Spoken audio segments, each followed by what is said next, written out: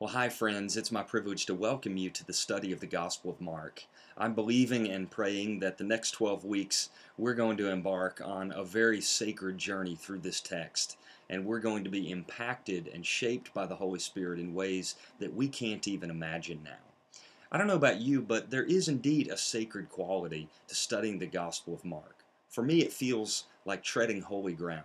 And that's simply because the Gospel of Mark represents the first extant, uh, that is preserved, written gospel that we have in the New Testament canon.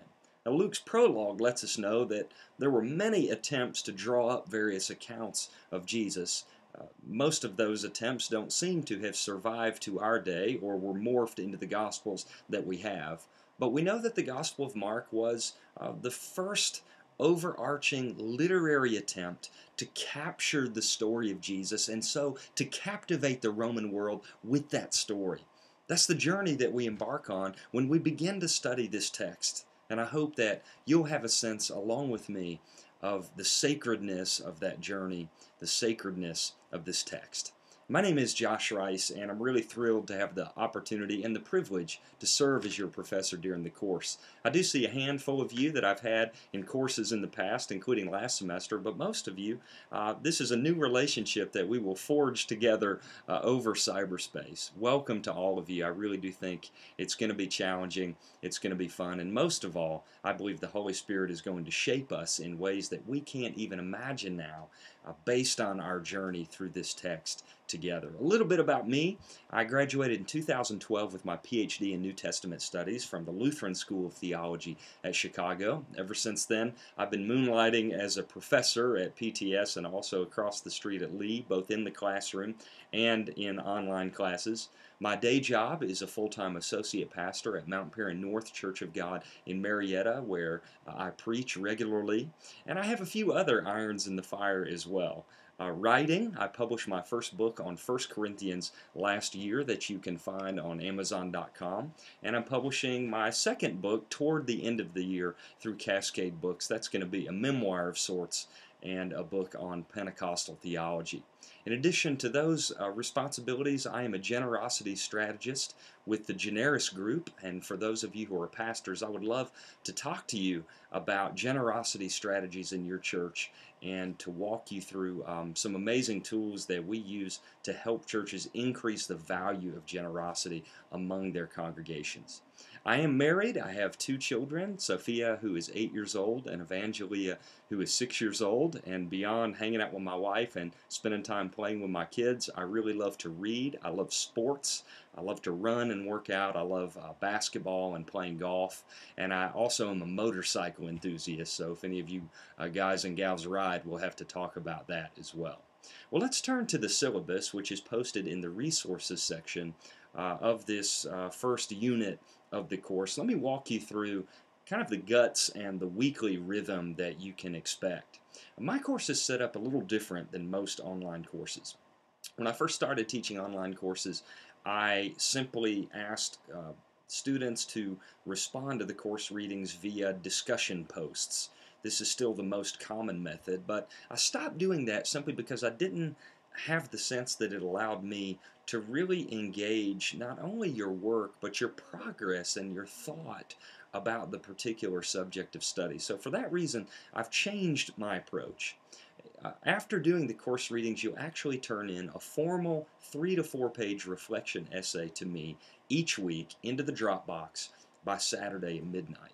You will get an individual response from me based on my reading of your paper and a grade for that paper. These are due by Saturday night, which then gives us 2 days, Sunday and Monday, to comment on 1 or 2 papers that I will post each week. So each of you will have 1 or 2 chances for students to comment on your papers. I do select those at random, so you'll always need to be ready to produce your best work. 40% of your grade is simply turning in your reflection papers on time and doing good work each week. 20% is consists of your comments on the weekly postings on Sunday and Monday each week. The remainder of the class, the extra 40%, will be a term paper. There's guidelines for that in the syllabus, and we'll have time as we get moving in the course to talk more about what's expected there. But I really want to encourage you, digest the syllabus. Everything you need to know about succeeding in the course is there. There are 2 textbooks in the course. The first is by my former professor, David Rhodes, who did some of the most initial groundbreaking work on narrative criticism in Mark, along with some other authors that you'll see there. And I apologize, I don't have the commentary in Mark handy that will also be using. In addition to these resources, I'll be posting articles along the way that you can download from the website in PDF. It will help you contribute to class discussions. This week we're going to be laying some groundwork for the course by looking at narrative criticism. Narrative criticism is the lens through which we're going to approach the text of Mark. Now this is new ground for me as well.